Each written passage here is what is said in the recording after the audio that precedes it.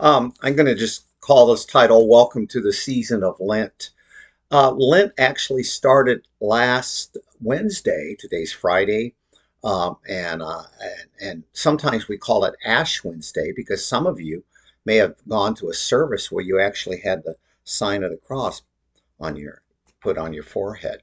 Um, I went to visit a good friend of mine in the hospital, and when I was a chaplain there on Wednesday, anybody, staff, whoever wanted to get the sign of the cross, we would do that. And it's interesting walking around seeing some of the nurses, doctors with the sign of the cross. Actually, this Sunday at our church, um, we're going to call it Ash Sunday. We're going to have those of us that want to. I know that Pastor Carl, he'll share, he's going to have a message, but we will come forward and have the sign of the cross put on our forehead. So we're calling it Ash Wednesday. Um, the season of Lent is lasts 40 days, and it really leads up right to Holy Week, and Holy Week leads up to Good Friday. I'm going to talk about more of that later. And this is where Jesus dies on the cross. And the season of Lent really ends the Saturday after um, Jesus Good Friday, but then Sunday begins Easter. So we've got this, and I've often thought, how can we really grasp the significance of Holy Week unless we really look at prepare in Lent? And how can we really celebrate the glory of Easter unless you've been to the cross? So this is preparing us for the cross, and then we'll really be ready for Easter. One of the passages I really like to share about, maybe as a preparation, is in John chapter 11.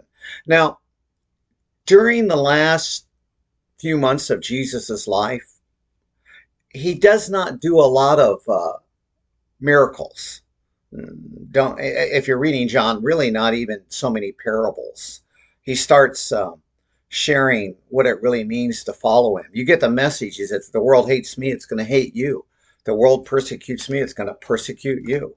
That's the message he's giving more and more, and people start drifting away. They don't want that kind of message, you know. Let's have the cool parables. The feeding of 5,000. I mean, look, the healings. But we're not crazy about hearing what it really means to follow Jesus, are we? And Jesus asked the disciples, "Are you going to leave me too?" And his disciples say, "Where else can we go?" It's a good question. Would you be willing to follow Jesus in Lent?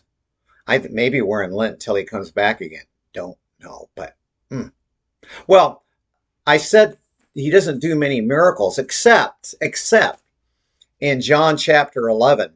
You have the raising of Lazarus. You go back and read that powerful event. And but what I've always been impressed with, I mean, yeah, the raising of Lazarus is powerful, but I'm very much impressed with the faith of Martha. Yes, the faith of Martha. Now, let me tell you, I believe it's in Luke, earlier in Jesus' ministry, Jesus meets the sisters, Mary and Martha. They're coming over to Martha's house. And that's interesting too. How could she have a house, a home? But anyway, they're coming over there, and Martha's preparing a meal for Jesus and the guys, and she needs some help, and she can't find her sister Mary. Yeah, this is powerful. Mary, she finds Mary there sitting at Jesus. She gets up and she gets upset, and Jesus says, "Martha, this is where Mary's meant to be, sitting, listening to me," because women weren't allowed to do that. I have a feeling that Martha, at that moment, she said, "Well, if Mary can sit down there, I'm going to sit there." So she learns every time. I think every time Jesus is teaching, she's there. I'll tell you why.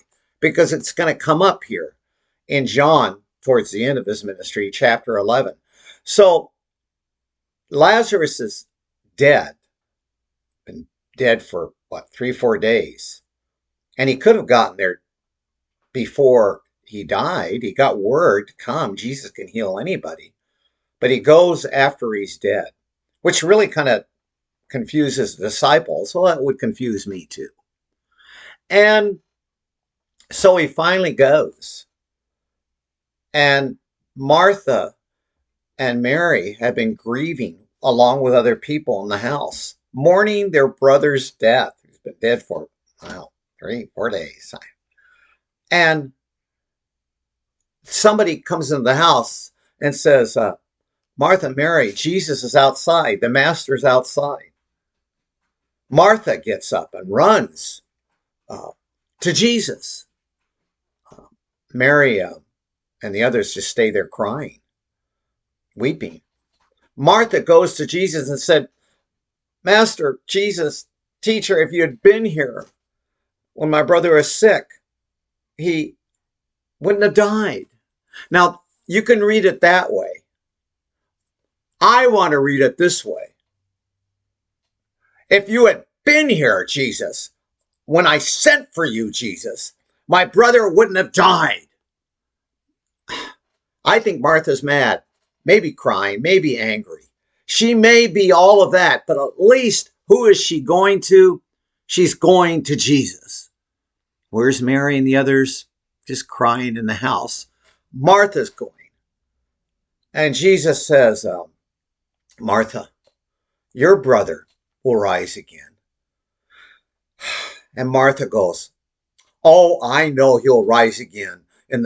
He'll rise again in the last days. Read that. I know. It's almost like saying something I don't know. I know he will. And Jesus looks at Martha and says, Martha, I am the resurrection. I am the life. Whoever believes in me will not perish. Do you believe, Martha, and who I am? And listen to what Martha says. I believe. I said, in fact, I'll read it right out there. It says, yes, she said to him, yes, Lord, I believe you are the Christ, the Son of God, who has come into the world. Even though her brother is dead, she doesn't know what Jesus is going to do. Oh, yeah, we know the rest of the story. But Martha doesn't. Even though she may be mad and angry, she goes, I believe in you. I think Martha's getting this long before the disciples even get it. Martha, I believe. How does she know this? Because I believe, going back to Luke, when she started to sit down, she started to learn from Jesus. She learned who Jesus was. He's the I am. She says, I believe you are. Now, where's Mary all this time? And her sister, they're crying in the house. Martha goes gets Mary and says, the master's out there. Jesus is calling your name. And now Mary goes to Jesus. Oh, yes, go ahead and read everything else and how he raises Lazarus from the dead. That's powerful.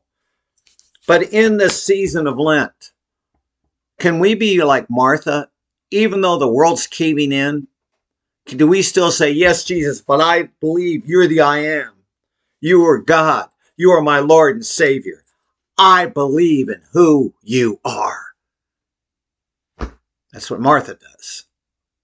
And the season of Lent, which could come many times in your life, do you believe in who Jesus is? Well, welcome to the season of Lent.